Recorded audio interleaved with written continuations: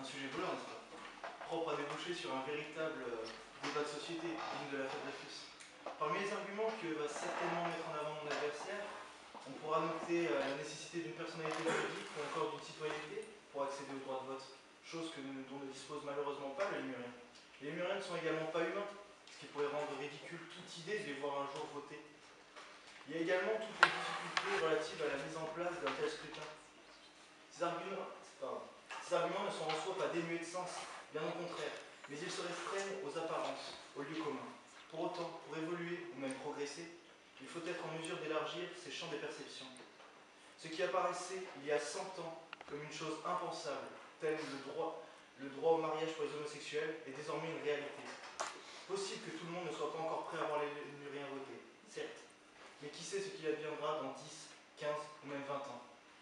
Les Lémuriens sont une espèce du groupe des lémuriformes anthropoïdes.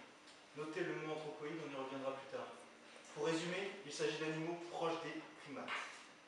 Pour ma part, le droit de vote, je le définis comme un droit donné à un peuple d'exprimer sa volonté, son avis par la voie d'un suffrage.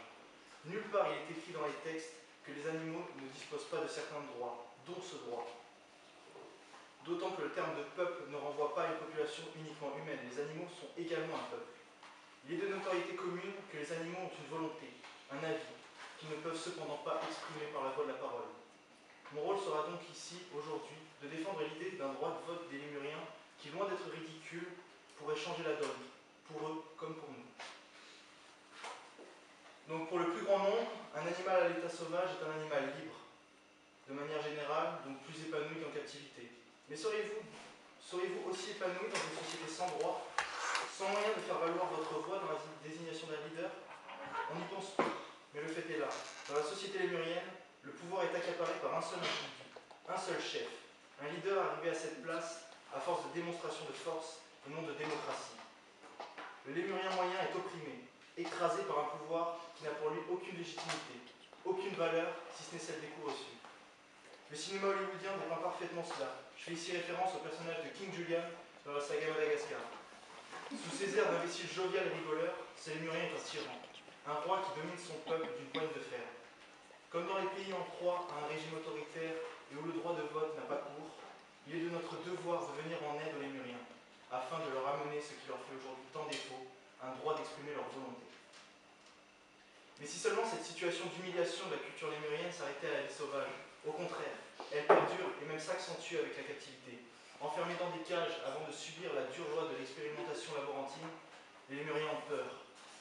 Ils subissent encore une fois une situation qu'ils n'ont pas choisie. Leur a-t-on demandé leur autorisation avant de pratiquer toute expérimentation sur leur corps? Avant de les enfermer dans des zoos, où là on viole tous leurs droits? Avant de voler leur image pour la télévision? Non. L'homme est l'une des rares espèces à choisir de l'avenir, du devenir d'un individu d'une autre espèce, et ce en dehors même de tout besoin primaire. L'humanité s'est elle-même arrogé le droit de décider de l'avenir des lémuriens, sans même les consulter, au mépris de la liberté de choisir, dont on retrouve pourtant l'origine dès l'Ancien Testament. Souvenez-vous de l'année 1931, au zoo de Vincennes, à l'occasion de ce que l'on appelait la Grande Expo. On y exposait les populations venues des colonies comme des trophées ou des animaux de foire. Aujourd'hui, les descendants de ces mêmes peuplades ont pour la majorité un droit d'exprimer leur opinion, leurs avis. Alors pourquoi pas les lémuriens, alors même qu'aujourd'hui ils subissent les mêmes traitements que ces hommes il y a plus de 100 ans, il y a moins de 100 ans, excusez-moi.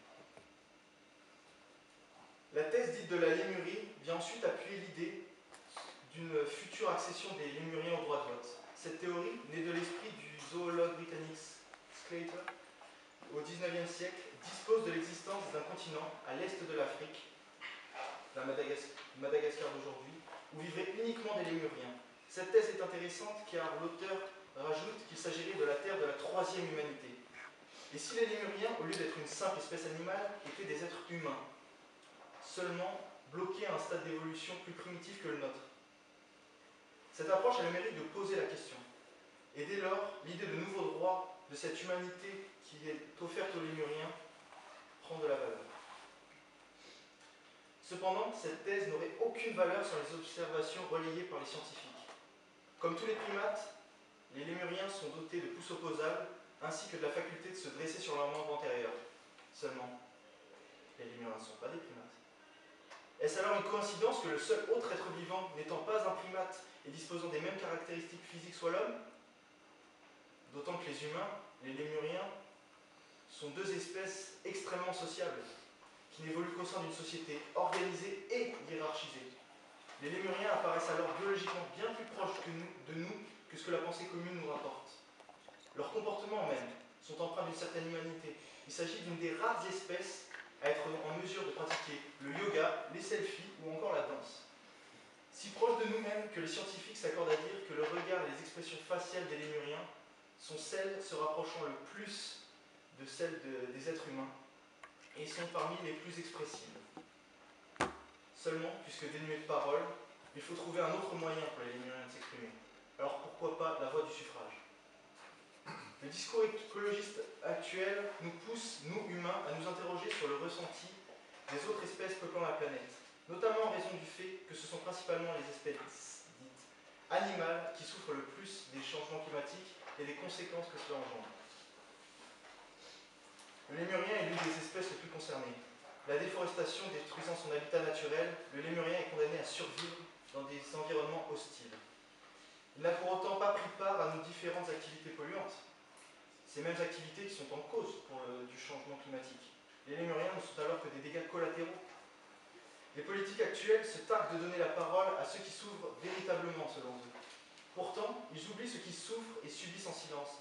Ils oublient ceux qui sont résignés et qui avancent dans l'ombre. Pourquoi? Parce que ce sont des bêtes, des animaux, dénués de tout sentiment ou encore passion. Nous oublions trop vite que notre humanité, nous l'avons gagnée. Jusqu'à peu, nous étions encore des êtres bestiaux. Nous semblons refuser d'envisager l'idée de donner la parole aux animaux. Même aux animaux qui nous sont semblables, même aux lémuriens. Alors que leur voix concerne l'environnement, donc notre environnement. Comme les référendums d'autodétermination qui amènent un peuple à décider par la voie du scrutin de son propre avenir, il semble aujourd'hui nécessaire de donner aux lémuriens les moyens d'assurer ou simplement de choisir leur avenir, et non seulement de le subir. En droit français, enfin, ainsi qu'en droit international, il n'est précisé à aucun moment que l'humanité soit une condition à l'accès à la citoyenneté. De ce fait, le lémurien serait parfaitement à même de pouvoir disposer du droit de vote, et donc de la citoyenneté, et donc du droit de vote. Pour prendre l'exemple du droit français, au bout d'un certain nombre d'années passées dans un zoo, un parc d'attractions, comme les humains, les lémuriens devraient pouvoir bénéficier d'un droit du sol afin d'obtenir la citoyenneté, ou encore d'un droit du sang en ce qui concerne les lémuriens coincés dans des laboratoires, ceux qui meurent par la science, pour la science, et ceux dans l'anonymat. Enfin, des travaux sont aujourd'hui menés par des juristes de renom à l'échelle internationale afin de faire valoir les droits des animaux, de nouveaux droits. À l'instar d'Alan Dershowitz, professeur de droit à Harvard, connu pour ses succès dans des affaires très complexes, certains juristes se penchent sur l'élaboration d'un droit propre aux animaux, ainsi que sur la libération de l'animal de son statut de meuble. Cependant, le plus gros chantier reste encore d'obtenir l'assimilation de l'animal, donc du lémurien, comme membre à part entière de la communauté humaine. La DDHC, la Déclaration universelle des droits de l'homme, la Charte européenne de sauvegarde des droits de l'homme ou encore la CESDH sont autant de textes qui affirment que les individus d'une même communauté doivent disposer et jouir des mêmes droits et devoirs. Cette qualification de membre à part entière de la communauté humaine permettrait aux lémuriens d'accéder à un panel plus étendu de droits, dont celui de pouvoir exprimer sa volonté par la voie du suffrage. Pour conclure, je ferai à nouveau référence à la saga Madagascar et plus précisément à la chanson phare des lémuriens. Cette chanson est encore une fois un signe de leur volonté de s'exprimer, repousser les frontières, de passer un cap. I'd like to move it. Changer cela. Je veux changer cela. Un cri de désespoir de nos frères lémuriens qui, je l'espère, ne s'est pas perdu dans le loin.